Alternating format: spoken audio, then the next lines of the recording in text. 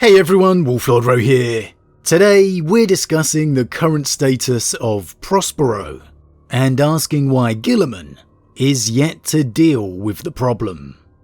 Spoiler warning to begin, as the events we're discussing today are from the Warhammer 40k novel Mephiston, City of Light by author Darius Hinks. As always, I really recommend you read the stories for yourself first, without spoilers, as that's the best way to enjoy the lore for yourself. But with that said, let's just jump straight in. Now, when it comes to threats to the Imperium, there's certainly no shortage of choices. There is only war, is definitely an appropriate description. The Imperium was forged by war, and since the days of the heresy, it has known nothing else. The Tyranids, Abaddon, the Chaos Gods, all are arguable as the greatest threat out there.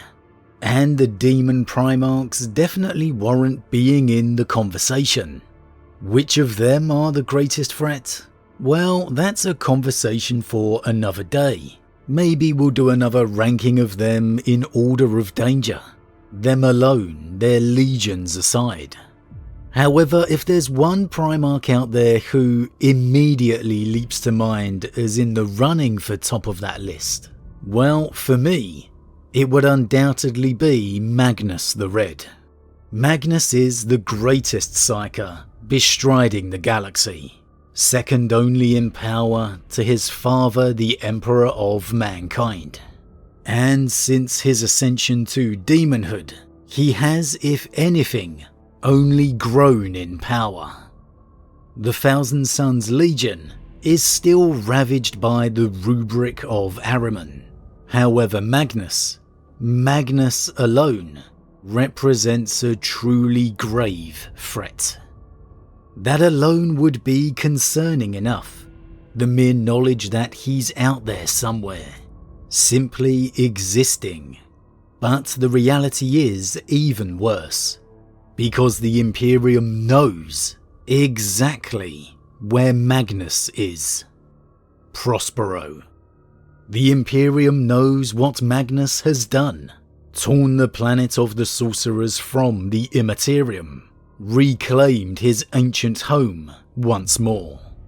And yet there Magnus remains, forging this so-called new kingdom, in the name of Tzeentch, in the heart of the Imperium, in defiance of the Empire around him. Because let's not forget where Prospero is. It really is very centrally located, just outside the border of Segmentum Solar. And yet, despite all of this, nothing's done. Magnus is allowed to continue. Within the novel Mephiston, City of Light, we received a glimpse of Magnus's continued ambitions, the rebuilding of his home.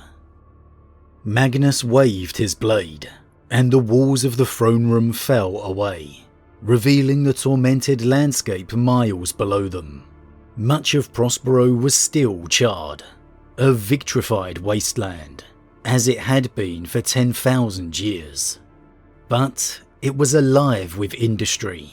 Every withered peak and scarred gulf was crowded with construction sites, barracks and weapons batteries, armories and manufactoria, as well as huge temples to house the Cyclops' libraries. Magnus was rebuilding the Thousand Sons home, long ages after it was destroyed by the Wolves of Rus. But he was not rebuilding it as it was before the fall. There were no gilded spires or crystal pyramids. Prospero would be an anvil designed to hammer out the tools of war. So it's clear, Magnus is rebuilding his ancient homeworld, and he's not rebuilding it as the beautiful bastion of knowledge it used to be. He's building it as the hub for his new war. Again, he was not rebuilding it as it was before the fall. There were no gilded spires or crystal pyramids. Prospero would be an anvil designed to hammer out the tools of war. Magnus's plan is not as straightforward as some of his brothers may be, the likes of a Mortarion for an example. The truth is, Magnus's schemes are rooted in his father's original designs for humanity, their evolution as a psychic race. While the Emperor planned for humanity to evolve free from the influence of the warp, religion left behind and safe with their use of the webway, Magnus instead seeks to create an empire of Tzeentch, a race of sorcerers dedicated and committed to the changer of ways. His new kingdom is to be the bedrock on which this evolution will take place. He has created a beacon for all the emergent psychers across the galaxy. Now we'll discuss how I think this is going to evolve or end up another day, maybe in the next upload on Friday, because I've got very strong feelings on where this could all be headed. But the question for today is, why isn't Guilliman doing something about it? Considering Prospero's location not too far from Segmentum Solar, how has this all been allowed to transpire? Is Guilliman afraid to face his brother? Or is he drastically underestimating him? Because it certainly seems there must be a reason Prospero is not already under mass assault. And I'm talking mass assault here, considering the threat it represents. We actually received a very eye-opening bit of insight into Guilliman's intent later within the novel City of Light, in a discussion between Dante and Mephiston's Librarius. "The whole galaxy's aflame," said Albinus.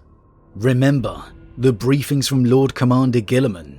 Since the Great Rift sundered us from the rest of the Imperium, unsanctioned psychic activity has been growing at an unprecedented rate. And not just here, but beyond the Rift, in Imperium Sanctus.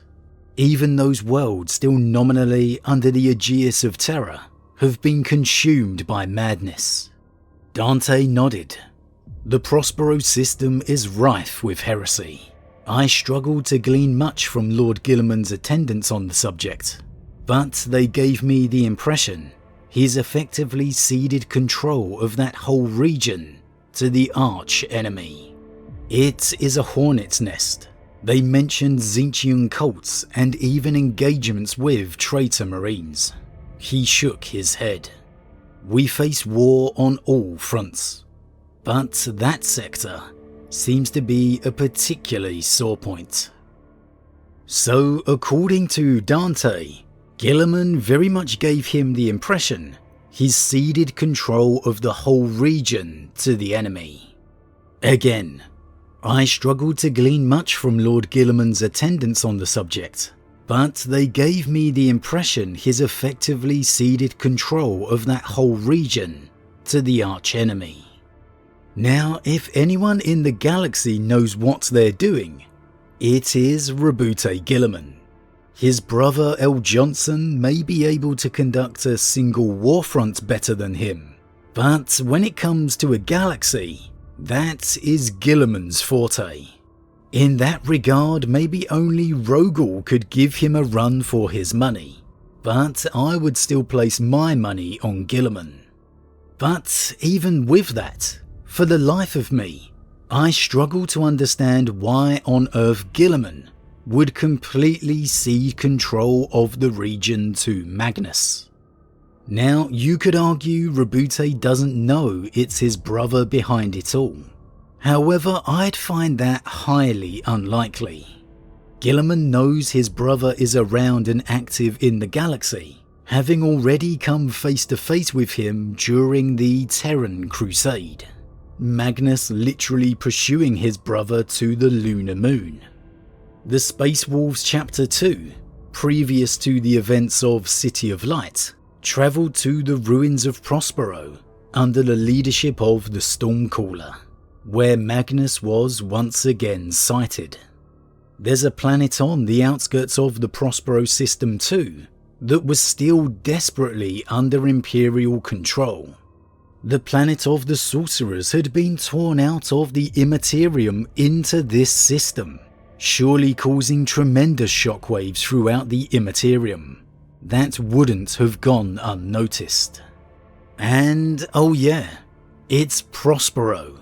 I sincerely doubt that system's name wouldn't escape Guilliman's notice either. He undoubtedly knows Magnus is responsible.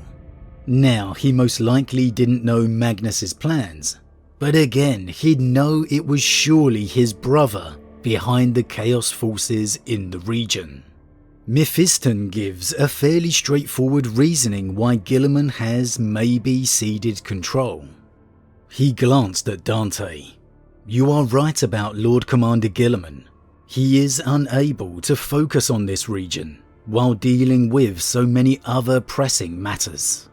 But every vision I have had, every dream and augury tells me that I cannot ignore what is happening there. So Guilliman simply has other things to focus on. Most likely true.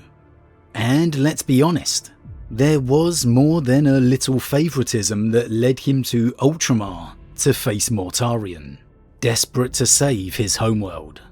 However, unless a dramatic change is on the horizon, we know Guilliman's intent was always next to cross the Great Rift, to bring salvation to the people of Imperium Nihilus. Again, leaving Magnus and Prospero alone. Considering Guilliman raced to face Mortarion as soon as he was able, you have to admit it's highly unusual for him to be then crossing the Great Rift when he has a brother active in the heart of Sanctus. And by all accounts has even ceded control of the region to him. Again, no offence to some of the other Primarchs out there, but the mind of Magnus is surely one of the smartest, most calculating. Giving him time is the one thing you don't want to do. Yet it appears Guilliman is. Admittedly, it's an impossible position for Guilliman to be in. He needs to be everywhere at once. We've seen the stress it has caused even his immortal body. It's a burden that perhaps his brother will help ease once they reunite. However, for me, Guilliman is making a huge mistake here in not addressing Prospero. But it's maybe one that perhaps is not all his own fault. Of all the Primarchs, Guilliman has always been one of the least psychic. A man very much grounded in the material. He's trying his best to adjust to this new reality. But it's clear, it's a struggle for him. Maybe Guilliman's more practical mind is simply not able to conceive the kind of scope Magnus's plans could be. That it would never even enter his mind that Magnus could be seeking a corrupted version of their father's original design. Maybe that's the reason for Guilliman's priorities elsewhere. Or maybe it's simply a combination of everything. Though I have to admit, for me, I would have thought Guilliman would surely prioritise the actions of Magnus far higher. Regardless though, whatever the reason for Guilliman's absence, Prospero is rebuilding, and Magnus is still plotting. When the Imperium's attention does finally return to the Crimson King, it's going to be a major event. The question is, will it be Guilliman who finally returns to face his brother, or perhaps someone else? But as always everyone, what do you think? With clear sighting of Prospero rebuilding, with it becoming the hub for Magnus's new war and empire, why do you feel this region has largely been ceded to the forces of chaos? Why do you feel the Imperium is focusing on other areas? Let's remember this was before the arrival of Leviathan. Now turning the attention to Prospero will be even harder. Maybe even too late. Is this Guilliman's biggest mistake? Is he underestimating his brother? Is he staying clear of Magnus until he can bring the resources together he knows he'll need to defeat him? Or is it a simple case of wait and see? Guilliman waiting for Magnus to reveal his plan. As always everyone, leave your thoughts in the comments below. Huge thank you to all my subscribers, your support truly means a lot to me, it really does. If you're new, please consider subscribing to help the channel grow. And if you enjoyed this particular vid, then why not drop a like on it too. But with that said, I am off, and I'll see you all again real soon.